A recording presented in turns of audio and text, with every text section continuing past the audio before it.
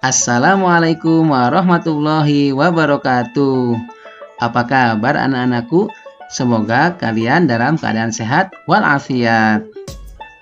Marilah kita awali pembelajaran pada kali ini dengan bersama-sama berdoa. Bagi yang beragama Islam, mari kita awali dengan membaca Bismillahirrahmanirrahim. Video pembelajaran kali ini tema 7 kepemimpinan, subtema 1 pemimpin di sekitarku, pembelajaran 1. Kita mulai dari muatan bahasa Indonesia.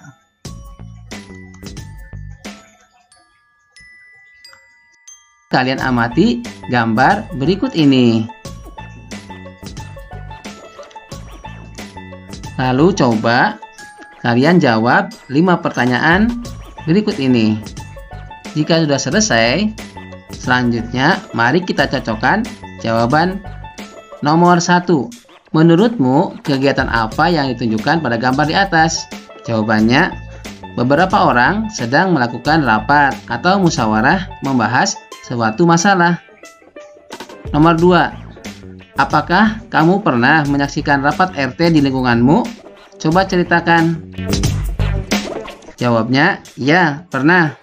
Waktu itu, rapat membahas kampung saya perlu di lockdown atau tidak di awal corona.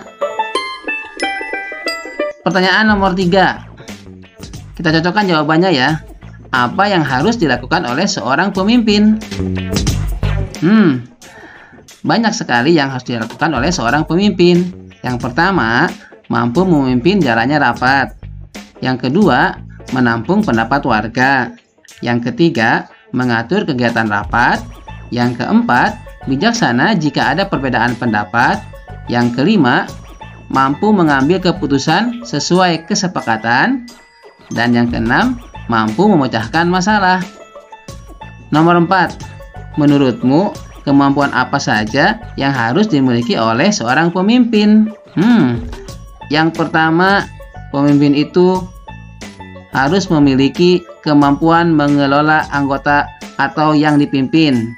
Yang kedua, kemampuan untuk memecahkan masalah atau problem solver. Nomor 3, kemampuan menyatukan anggota yang beragam wataknya. Dan yang keempat, kemampuan mengelola saat memimpin. Nomor 5, apakah kamu ingin menjadi pemimpin? Coba ceritakan. Ya, saya ingin jadi pemimpin. Saya ingin menjadi orang yang pertama dan memimpin adanya perubahan dalam hal kebaikan dengan sesegera mungkin. Untuk mewujudkannya, mulai sekarang saya harus tekun belajar, beribadah, dan suka bergaul dengan orang lain agar bisa bersikap toleran dan berinteraksi dengan lingkungan atau pihak tertentu.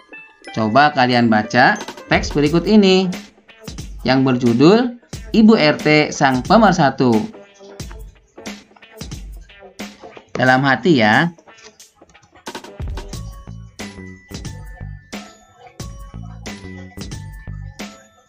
Kamu telah membaca bacaan Ibu RT Sang Pemersatu.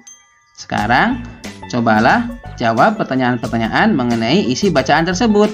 Kemudian, tuliskan dalam bentuk peta pikiran seperti berikut ini.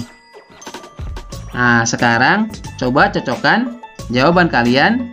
Siapakah nama pembicara dalam pidato pada bacaan? Jawabannya adalah Ibu Erika. Kalian bisa melihat pada paragraf keempat. Siapakah pendengar pidato? Jawabannya warga kampung sehat Melati. Terdapat pada paragraf keempat. Dan yang terakhir, bagaimana sikap kepemimpinan Ibu RT dalam bacaan itu? Ibu RT itu seorang yang ramah, bersahaja, dan berwibawa. Lihat pada paragraf pertama. Selanjutnya, ayo kita berdiskusi. Dalam bacaan Ibu RT Sang Pemersatu, selain ada pembicara yang menyampaikan pidato dan pendengar, ada juga tempat berlangsungnya pidato. dan suasana ketika pidato disampaikan. Coba sekarang tuliskan tempat pidato dan suasana saat disampaikannya pidato. Jika sudah, bacakan jawabanmu secara bergantian. Jika ada perbedaan, diskusikan dengan teman-temanmu. Sudah selesai? Nah, sekarang coba cocokkan dengan jawaban ini. Tempat pidato, yaitu di Balai Desa Kampung Sehat Melati. Suasana apa saat disampaikannya pidato? Jawabannya aman, terkendali, tertib, dan berjalan dengan lancar. Warga pun mendengarkan apa yang disampaikan Ibu RT. Sekarang, mari kita coba membuat konsep pidato yang terdiri dari temanya apa, siapa pembicaranya, siapa yang menjadi pendengar, di mana tempatnya, kemudian urutan isi pidato berdasarkan bacaan Ibu RT sang pemersatu. Jika sudah, mari kita cocokkan jawabannya. Konsep pidato, temanya yaitu rencana program Posyandu. Siapa pembicaranya? Ibu Erika. Siapa pendengarnya? Warga Kampung Sehat Melati. Di mana tempatnya? Balai Desa Sehat Melati. Kemudian, apa saja urutan isi pidatonya? Yang pertama, pembukaan. Yang kedua, memotivasi warga Kampung Sehat Melati. Yang ketiga, menjelaskan pentingnya kesehatan. Yang keempat, mengajak peran serta seluruh lapisan masyarakat untuk program Posyandu. Dan yang kelima, penutup. Berikutnya muatan IPA.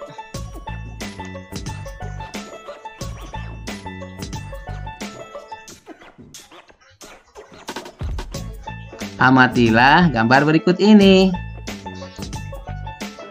Kemudian jawab apa perbedaan fisik laki-laki sebelum dan setelah masa pubertas.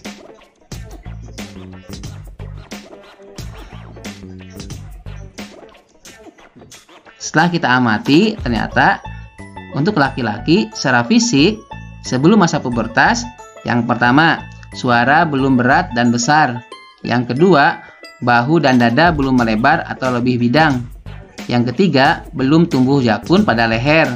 Yang keempat, belum tumbuh kumis, jambang, dan jenggot. Yang kelima, belum tumbuh rambut pada ketiak dan alat kelamin. Sedangkan, setelah masa pubertas, ciri-ciri fisik laki-laki adalah 1. Suara sudah berat dan besar.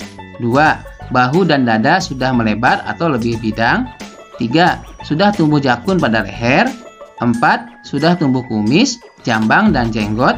Dan yang kelima, sudah tumbuh rambut pada ketiak dan alat kelamin. Anak-anakku, perubahan fisik selama masa pubertas kemungkinan akan mempengaruhi kegiatanmu sehari-hari. Mungkin kamu akan merasakan sedikit ketidaknyamanan. Don't worry, be happy. Berikut ini beberapa cara menyikapi masa pubertas yang akan kalian alami.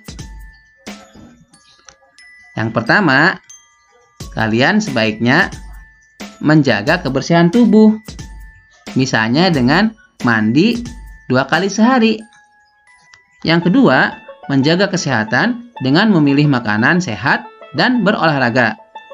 Yang ketiga, hati-hati ketika kalian bergaul dengan lawan jenismu.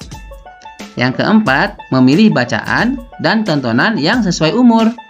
Dan yang kelima, rajin beribadah sesuai agama masing-masing.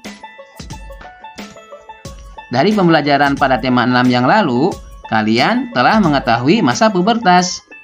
Kalian juga telah mengetahui cara menyikapi masa pubertas. Coba sekarang buatlah rencana sebuah karya berisi cara menyikapi masa pubertas. Kerjakanlah bersama kelompokmu. Kalian dapat membuat poster atau buket sederhana. Tuliskan rencana karya yang akan kamu buat dalam bentuk seperti ini. Misalnya, jenis karyanya adalah poster. Kemudian, bahan dan alat yang digunakan yaitu kertas karton warna putih, pensil, penghapus, spidol, gambar dari koran atau majalah bekas. Lalu apa isinya? Isinya berupa perilaku dan kebiasaan positif yang harus dilakukan oleh siswa dalam menyikapi masa pubertas. Demikianlah video pembelajaran pada kali ini. Jika kalian merasa ini bermanfaat, silahkan kalian klik tombol like, kemudian tuliskan komentar, serta subscribe channel YouTube Muhammad Mas'ud. Kita akhiri dengan bersama-sama berdoa. Alhamdulillahirabbil alamin. Assalamualaikum warahmatullahi wabarakatuh.